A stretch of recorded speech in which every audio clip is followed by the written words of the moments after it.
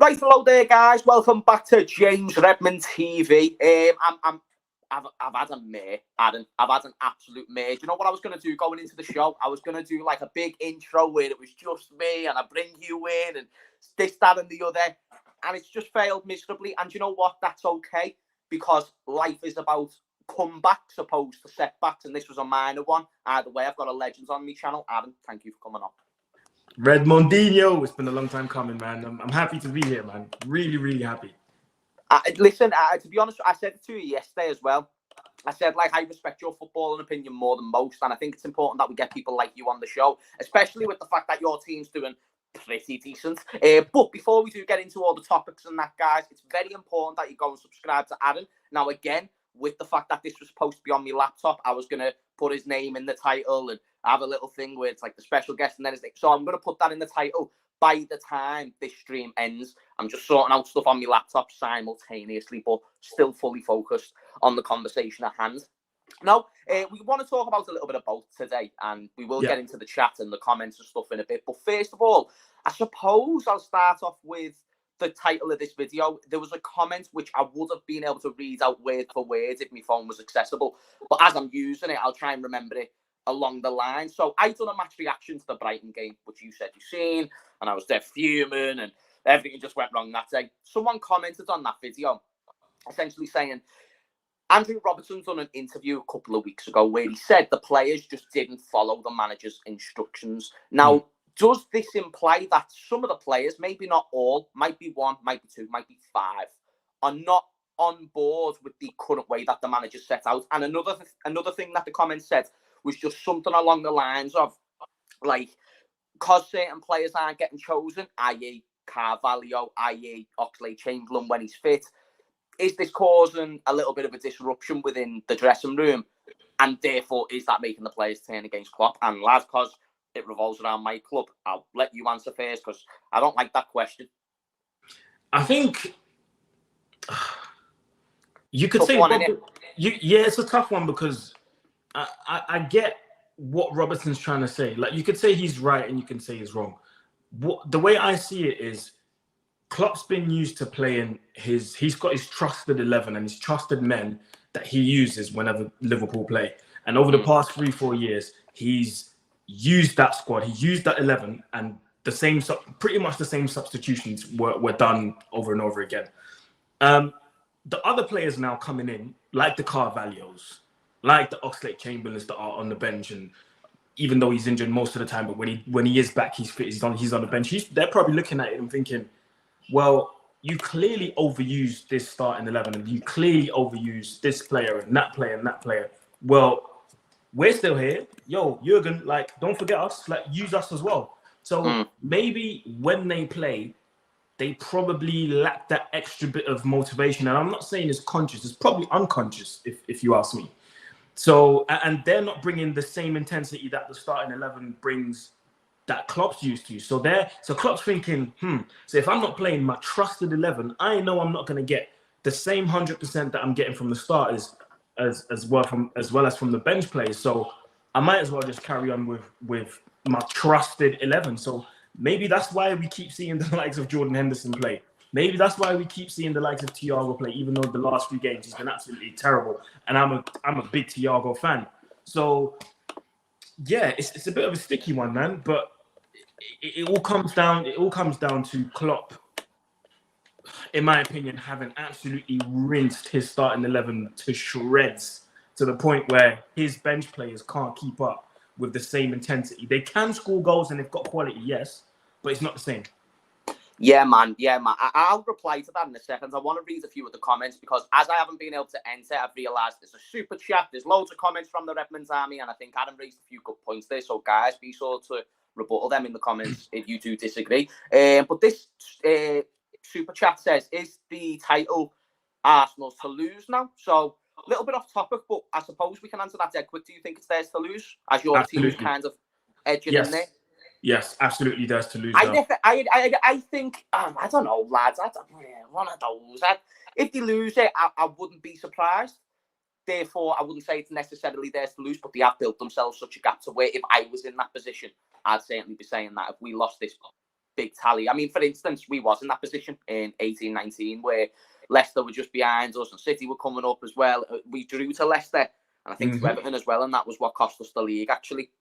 So to be honest with you, I think Arsenal with an 8-point gap at this point, maybe you could be right, lads. I think they probably do.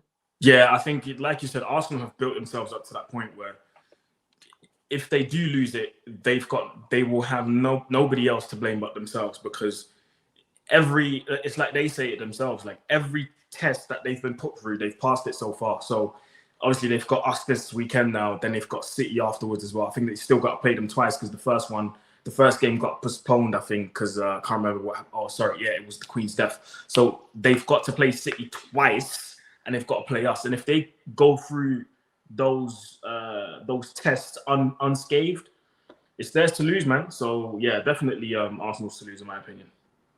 It's interesting, lad, because Arsenal, I just didn't expect them to be in this position, but the way that Arteta's got them balling's very, very nice. But back to the story at hand, thank you for the super chat, brother, as well, because it always helps the channel. This comment here, where it says, players in our team can't seem to meet the intensity of Jurgen's demands no more, which was along the lines of what you said, Adam. Too many holes in the midfield, players push forward and not getting back with enough urgency, need to be refreshed. And here's the thing as well, the lack of refreshment is the big one for me. And I don't actually believe the statement that the players are turning on Jurgen Klopp. I believe certain players just can't do it no more.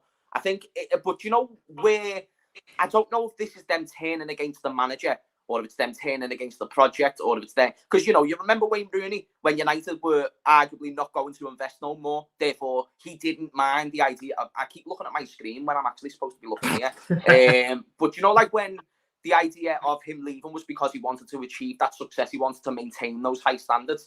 In hindsight, I don't think that's such a terrible thing. Yeah, Man City, bit rat, but otherwise, I think to be able to hold them standards to yourself is not a bad thing. The thing is, though, is Robertson isn't, Van Dijk isn't, Trent has been since he came back from the World Cup, but otherwise there's nowhere near being the standards, and everyone else along with that. So that's why I'm thinking maybe it's not necessarily to do with the manager, but I just think as a natural instinct of a human being, Aaron, it's normal for players to lose that incentive very, very early on, by the way. It's very normal for these players to be 20, 21, have all the followers, have all the girls in the world that they want, my friends.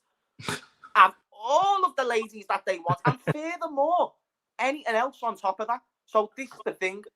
When you don't have the incentive to prove people wrong or to impress people or to make money, it goes. And that's why when I see Fabinho not having any competition for any decent amount of time, and here's the thing, right? I hate the memes of like, oh, Liverpool, the net spends FC. I can't, and it always comes out when we play shit, Adam. If we're playing well, don't worry, it's not that. We do good business, but when we play shit, it's all a different story, my G. Yeah. So, the way I see it with these memes and stuff like that is, you can be efficient. You need to be more on the ball, and in this case, I feel like we went 1, 2, 3, 4 transfer windows there where we could have spent 20 million, and we just didn't. One thing you mentioned there, I want to respond to that is. You mentioned Fabinho and how there's no competition for him, and you see, and that's not just in football; it's in life. Competition makes you better, especially when you're in a team where there's loads of competition. And I always take the example of Man City. Do you know how when we played Man City on the weekend, and we were already struggling with their pressure of you know pinning us back and really playing their game and trying to score that goal.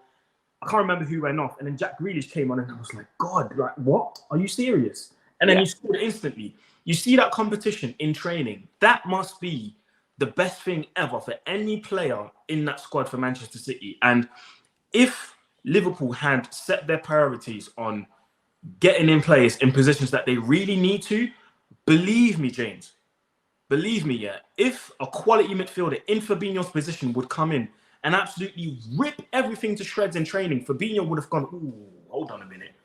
I need to up my levels here, because if I don't do that, Klopp's going to bench me.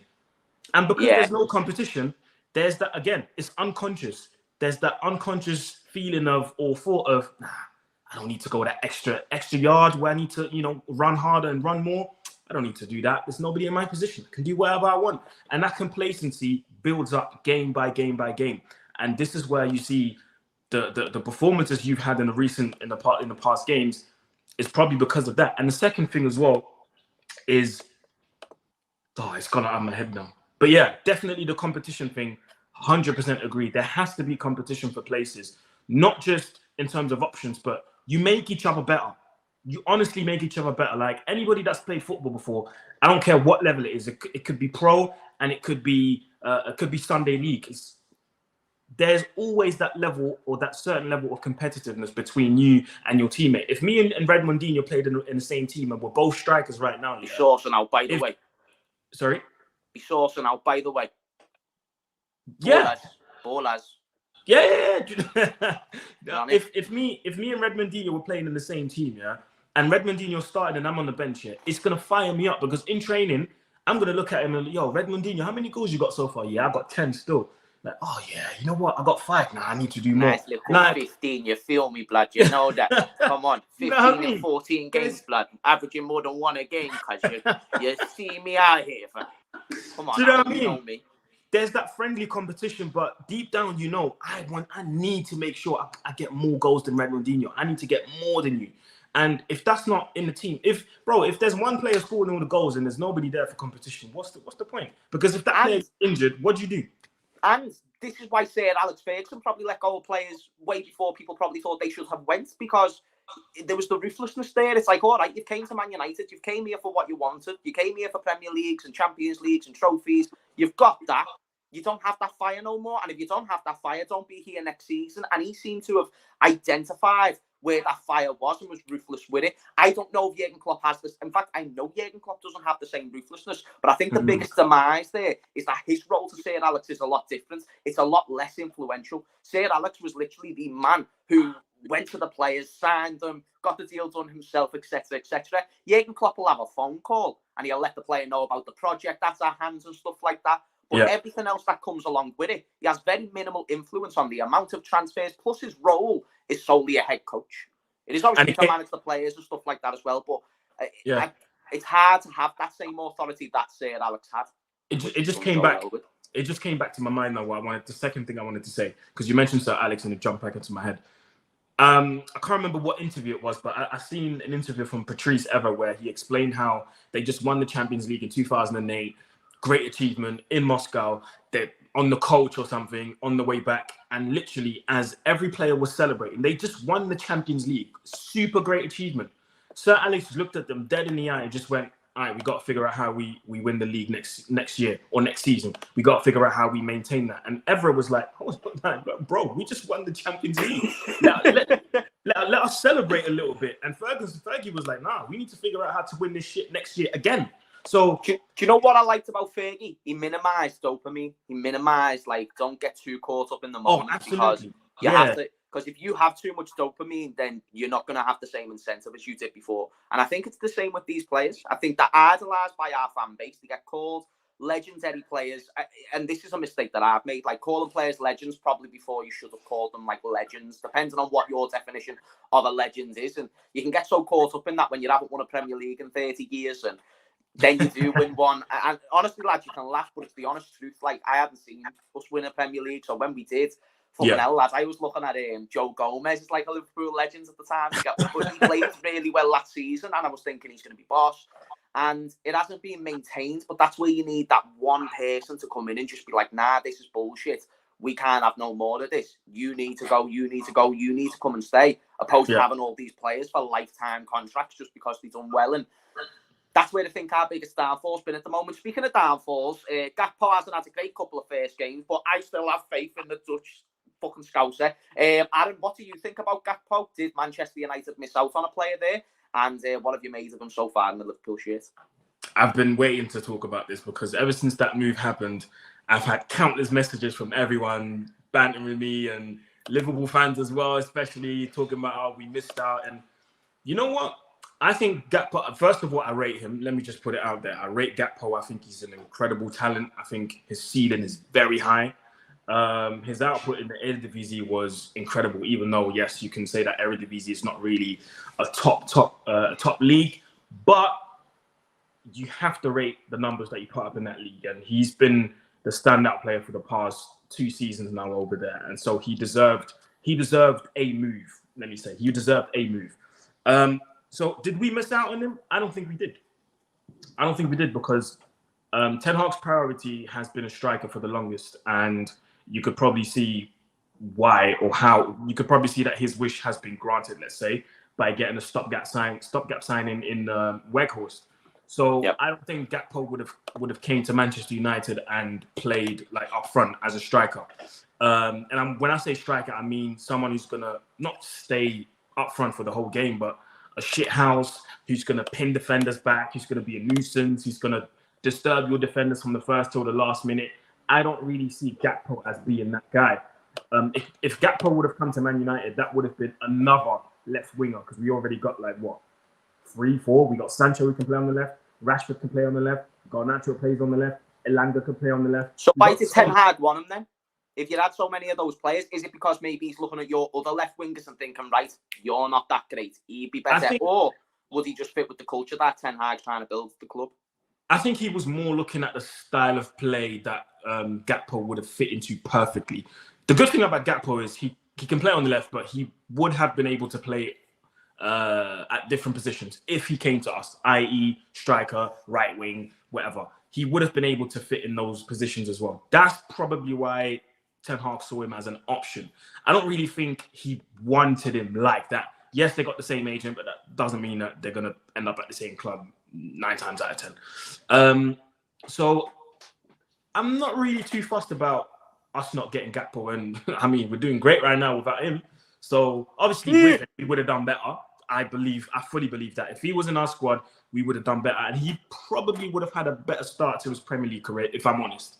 Because I mean, no doubt, with your team's playing well, our team's got no cohesion about it whatsoever. So I don't think that's hard to dispute that he would have had a better. Either he would have had a better start, or he would have had a quiet start, and your team still plays well. Yeah. So no, I'm not really about worried about not getting Gakpo in. I think in the end we'll get Ten Hag will get the striker that he wants. Do you think he'll get it this January? No, I think we'll get it in the summer. And do you think that's a bad thing? No, not necessarily. Yeah, Adam, let me put it on a plate for you then. What did you say before about Arsenal? What did I say about Arsenal? Yeah. You said that the title was theirs to lose, correct? Yes. How many points are you behind Arsenal at the moment? I think they've got 47 and we've got 38, if I'm not wrong. 38, okay, 47, 38. And I'm sure when you think about the mentality of the football club, when you think about the size of the football club and the supposed ambition, don't you think it'd be a good thing to go out there, get that player that is very much necessary, and possibly to capitalise on an opportunity? The same way Leicester did when they won the league. They capitalised on many teams dropping off. Man City were just getting in a rebuild. You was doing your thing. We were still dead shit. So there was teams there building, and it was Arsenal and Tottenham who were the competitors. Don't you think this could be an opportunity for you to capitalise if you go ahead and get a striker this January? And if you don't, maybe you could have missed out on something there. Because like I said, City aren't the same. We're not the same. Yeah. I think there's something for you to go and get at there. Yeah, but you've got to look at who's available and for what price as well. When you look at the crazy fees that are flying around nowadays. Chat, let us know any names that United could potentially buy as an attacking forward in the short term. Defo, because I think that's very interesting. Do you think there's any sentiment to that though? If you go and buy a forward, you can really kick on because you've got that extra little bit of squad depth, goals, etc. Of course, yeah, but again, it has to be because Ten Hag is so meticulous and so much into details that there could be a good striker out there that scores a lot of goals, but he's probably going to look at him and think, nah, he doesn't fit my style of play, so I'm not going to go and get him. So it's all about what Ten Hag wants, really. And we talked about strikers and, us getting it in the summer, in my opinion. Bro, I've got this weird feeling we're going to go in for Harry Kane, bro. I don't know, but something tells me. As a Kane. Oh, bro. That'd be a belt to sign. You don't like? I like Harry Kane. Don't get me wrong. I like him. He's a certified. No, Adam, I'm in the butt here. I'm waiting for the butt, and I don't want to hear it. Here's the thing: allow me to be the Harry Kane representative because his brother doesn't do a good enough job for it, right? Right, so, hello, sir. Nice to meet you. I've got a player called Harry Kane. He's a man who can score loads and loads of goals. By the way, has shown this on a resume which has been the majority of Tottenham and long clubs in the Championship. Over time, he's got better. He's now the experienced man that Manchester United needs to take them over the line. You need goals. Harry Kane can give you that. You need creativity. Oh, guess what? Haroldinho, Kaneinho can do just that if you so wish. Now, here's the score. You remember Robin Van Persie's, and you remember the numerous of amazing strikers that United brought in. What happens if it goes right? Oh, it usually results in trophies. What happens if it goes wrong? You go out and get the next guy. Who is the next guy right now? You said it before. There's no options. Allow me to give you the option that is standing right in front of you. That is Harry Kane. I don't see where the signing could go wrong, especially when you think about United and their resources. I think you could get Harry Kane, and whether it goes right or wrong, it's a risk worth taking. If we get Harry Kane, if United get Harry Kane in, yeah, and you can tell him, and this is where I think this could go right. If you get a Harry Kane and you tell him, listen, Harry, all of that dropping deep stuff, leave that to someone else. You just stay up front. Bruno will serve you. Rashford will serve you. Eriksen will serve you. Eriksen and Harry Kane know each other from their days at Spurs. So if there's anyone that knows what Kane likes or how Kane likes to get his crosses in and how he likes to get served in the box, it's Eriksen. So if you tell Harry, listen, you just stay in the box. Everyone else will take care of the rest in terms of getting you the ball where you need it to be in the box, and you just finish. If that can happen, cool. No, I agree. I was just going to ask that quick, what's your YouTube channel? Just Aaron Chikaya. So that's AaronCikaya. Yeah, man. Guys, that is now in the title, so be sure you go and subscribe to Aaron. I do want to apologise sincerely if there's been any issues on the stream. My laptop done the Bandulu before we started, so it never worked, and now I had to do something last minute, so I went too late. And plus, I wanted to respect Aaron's time because he agreed to this yesterday. And when people give time to this channel, it's very much appreciated if you guys can go and show them love, because especially with someone of his expertise, it's always good to discuss, get a debate out there, even though we can't stand each other's clubs. Speaking of each other's clubs, you seem to be like dead shit when we're good, and when we're dead shit, you're good. The only thing we're competing for right now is new owners, mind you. It's funny, isn't it? It's really that's the title race we're in at the moment. I suppose we will touch on the ownership before we wrap up in a bit. But what do you think? I hate United. Do I need to get that out there? Do I need to clarify that? Am I patronising the people by giving them that information? You should know that already. But the footballing student in me really is intrigued by what Ten Hag is doing there. And, you know, when he came to the Premier League, I knew they were getting a gem. I never really said it on camera because I weren't aware of the state of the club. So I just thought to myself, what's the point of me coming out and saying Ten Hag's good when he's at a club that's in a shit show? They're probably not going to give him much access anyway. So I might as well just say my honest opinion that I don't think he's going to get as much influence. That has turned out not to be the case. And he's done very, very well. What's the main thing that Ten Hag has implemented that you think has brought the consistency to Manchester United in such a short space of time? I think the main thing he's implemented, and that's one thing that I've said from the beginning when we first announced him. When United announced Ten Hag, I said the first thing he's going to bring is discipline. I think with Ten Hag, the main thing for him is that discipline has to rule at all times. He doesn't care who you are, and I think we've seen enough examples of who it can affect. Doesn't care if you're Ronaldo. He doesn't care if you're Rashford. He doesn't care if you're, no matter what your name is. If you're not disciplined, you will not play. We've seen it with Ronaldo with the whole interview situation, out the club. Rashford overslept, missed out on his alarm, came late to the team meeting, on the bench. And I just love the discipline that reigns in the squad. Like, everybody knows what he has to do, and everyone knows the manager's decision will be respected no matter what happens. And yeah, the discipline is the biggest thing I could describe that Ten Hag's brought to the club. And like you mentioned before as well, I didn't think he would have that much control over the club. Recently, I just heard that he took over. He's got influence on the playing style of the reserve team. That is insane. I haven't seen anyone have that type of control since Fergie. And I don't even think Fergie had that type of control to dictate how the reserve should play. I've never seen that before, bro. And he's literally copying and pasting everything he done at Ajax. Because at Ajax, you've got from the under-9s all the way up to the under-21s in the first team, everybody's playing the same football. And it looks like Manchester United is going to try and do the same with Ten Hag. it's just discipline over everything, and I love it, bro. I'm loving every single minute of it. And if you're not following the manager's instructions, it's very clear. You're not going to play, or you're out of the club. It's as simple as that.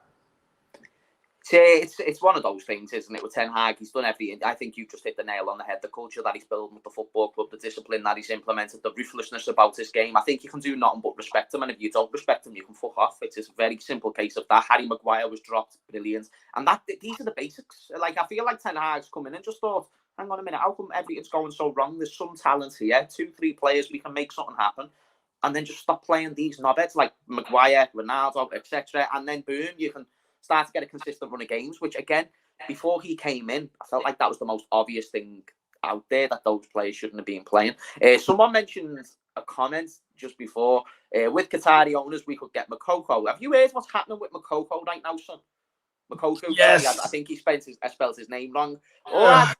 Do you know some of these plays? Yeah, it makes me laugh. And apparently a thing in some of those parts of the world. Yeah, apparently a thing is like you've got your actual age and your footballing age. Yeah. That was the meme that I saw. So I don't know. It's to facilitate documents, isn't it? It's to facilitate official documents. So that's why it does look older. I mean, every Tom, Dick, and Harry can look at this guy and see that, there's something wrong here. You know what I mean? There's something wrong here, bro. Like, no, seriously, it's not great if you're like, even Samuel Eto'o, didn't he have to come out and speak about it? Yep, same. And do you know what? But Moukoko's not going to be the last one. There's going to be more of them coming in the future. So it just is what it is. Do you reckon Sadio Mane was one of those people? Oh yeah, 100%. Do you reckon? 100%. How old is Sadio Mane? Wait there. I think on paper he's 30. I think on paper he's 30. That's what he says. In his opinion, he identifies as 30 years of age. Yeah. He identifies as 30 years of age. 10th of April, 1992. 1992. Oh my days. Lad, he's a 90s baby. Respect Sadio, lad. You're mad, aren't you?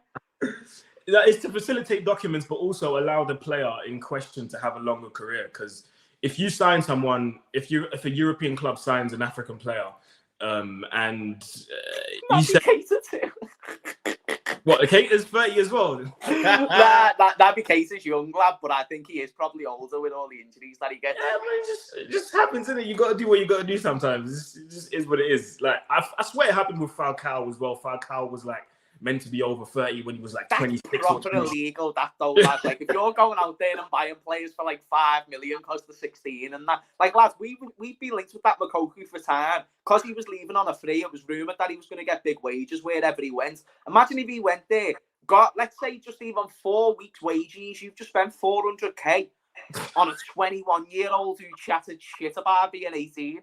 I think it's mad. But I saw old photos and that.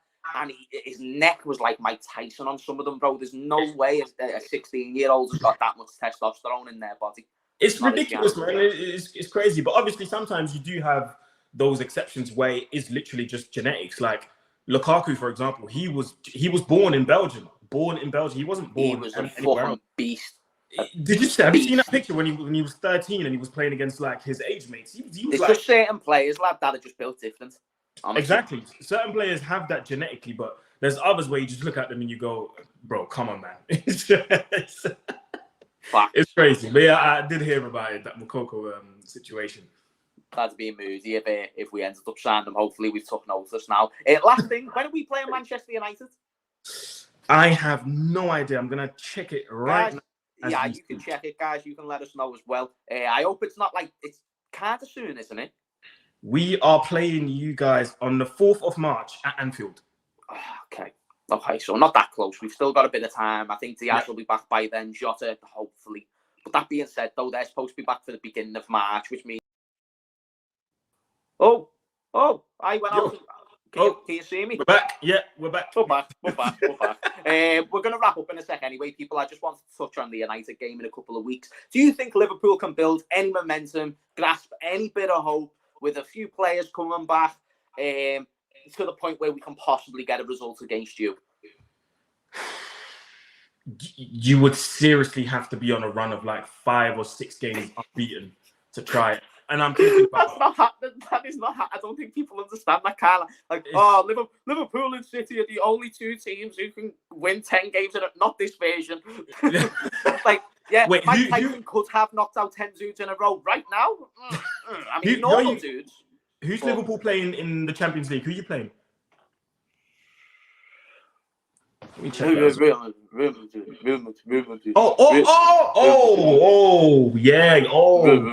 But to be fair, if you watched the Spanish Super Cup yesterday, Barcelona pretty much gave the blueprint of how to beat Real Madrid. So you never know.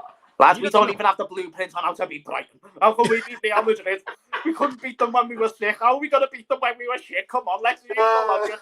Like I said this last time in the COVID season when we played them in the Champions League, guys, like, oh, don't worry, guys. We've got an element of something to prove. Underdogs FC block, and then next thing you know, we go and get bummed by them again in the Champions League. There's 3 guarantees in life, okay, and I've accepted this, that you pay taxes, you die, and Real Madrid just happen to beat us every single time. It's a very frustrating fact, but it's one that we can't judge. And listen, that's all jokes. If the players don't go into that game and show full agency, full fight, everything that you need to be, you know, a team that's competitive, then I'll be fuming, because I don't care if you've lost to them. I just want to see effort, which the running stats, people like stats so much. Look at the running stats this season compared to last season. It's not just about players dropping off in quality. They're not even putting in the shift. They're not even putting in the effort, and that's why I question the agency of a lot of these players. Now, whether that means, let's refer back to the title of this stream. By the way, Adam, thank you for coming on this channel, bro. Muchly appreciated. But going back to the title of the stream, I think it's very important to note whether the players are turning their back on Klopp or not. Just know if they're not putting in the 100% effort for the manager, whether he's tactically inept, whether he's not starting them all, whether the players who are coming off the bench aren't taking their chances, that is them turning their back on him. And let's not mention a lot of these players wouldn't have half of the career of what they have right now if it weren't for said manager. And I think a lot of players will share that sentiment when it comes to talking about Jurgen Klopp. I'm sure a lot of players will say that in the future about your manager, Ten Hag. But let's be honest, Sadio Mane weren't doing mega things. He could have went to United, who he was linked with, or someone, and still done well. Salah looked like he was going nowhere. And then a lot of other players can be on that list as well. So now, so let's say Jurgen isn't perfect, which I think he probably isn't, because no human is. I think it's probably fair to say you back him in his lowest moments then. That's what I just think it's fair to say you back him by putting in your most effort, which you're not doing right now. Absolutely. But again, Jurgen Klopp is getting backed, but he has to look at the areas that really need reinforcements. And I know he's looking at his, I think I heard it from you as well. I know he's looking at his midfield and thinking, well, I've got enough midfielders, don't I? I've got Fabinho, I've got Hendo, I've got Milner, I've got, Elliott, I've got, yes, there's no issue with that, but quality and competition for places. I don't see Fabinho in a training session looking at Elliott and thinking, yeah, that's competition for me. No, I don't see him do that. I don't think that's Jurgen's fault, though. I think he's just told, like, we're happy with this squad this season, try and maximise what you can do with them. I don't think he has heavy influence on how many players he can bring in. His role is purely to maximise the players that he's got. But in that case, he already... tell you why I believe that.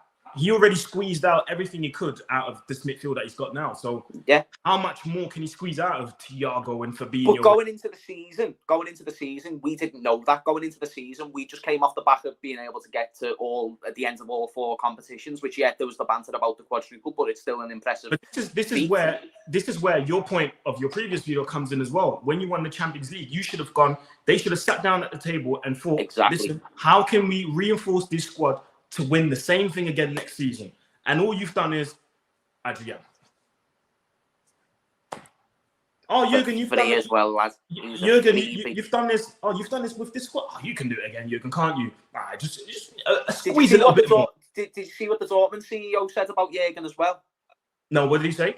He came out and said in 2019 that it was a big mistake letting Jurgen Klopp go. Bear in mind, this was a CEO who was appointed Thomas Tuchel and stuff at the time. He said it's much harder to find world-class managers opposed to world-class players, and we let go of a really world-class manager. All we needed to do was bring in the right players for him.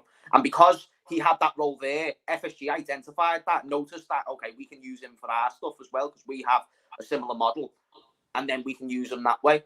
But if FSG let him go, which won't happen, but if they did let him go, it's much harder to replace a manager like Jurgen Klopp than what it would be to replace this starting 11 at the moment. And that's just fact. And I don't think it's going to happen, but if FSG were ever to let Jurgen Klopp go, bro, I'm telling you, Redmondinho, get ready for the Gerrard prop, because that is going to go through the roof. Like, my days. No, Gerrard won't happen, lads. It might not, but the rumours and the reports and... That'd be such a downgrade, not only on Klopp, but even from Rodgers, bro. Like, from when we have Rodgers was a decent manager, lads, and he still is a decent manager. He's just getting terrible circumstances at Leicester. I'm not saying he's world class. I'm just saying he's decent. And I think he's proven to be that. And if we got Steven Gerrard, yeah, I know. Okay, after Darwin Núñez argument, he could be good one day. Is he good enough right now? No, mate. And do we want to win trophies right now? That's what I thought the premise was. But if I'm wrong, then please do let me know, I suppose. But yeah, Gerrard, I love him, but just get more experience and prove that you can get the job the same way you proved as a player that you could be the captain for Liverpool. Yeah. But this is where I think FSG, if they let go of Klopp, they would want. They will have a point to prove and think, oh, how can we, because the fans are not going to be happy, how can we rectify that mistake? How can we still keep the fans happy and somewhat satisfy their feelings? Gerrard, it's easy. Yeah. Do you know what, lads? Because my phone will probably die soon and I've had to use it for makeshift, I'll probably have to wrap it up. But, bro, I proper appreciate getting you on the channel. I'd love to do this again in future. And, absolutely, man. Absolutely. Guys, I have to reiterate, go subscribe to Aaron's channel. There's 300 people in here. I want to see at least 50 of those. And I mean, bare minimum 50. Go over to his channel and subscribe, because he gave us his time today. Please smash a like, because I don't do many of these lives. So getting them more out there, you liking them really, really helps out the stream and stuff. But yeah, man, thank you for coming on. Aaron, do you want to get your socials out there? Yes, it's AA up just right there. Right here. There you go. Most of my stuff, I post it on TikTok and Instagram. So make sure, and on Twitter. So make sure you follow me on those social media platforms. The name's right there. Always good for football and education, especially outside the league. This is a man of multiple languages. Anyway, guys, thank you for tuning in. Smash a like. I'll make sure to sort all whatever's going on out with my laptop later. And much love to everyone. Peace out.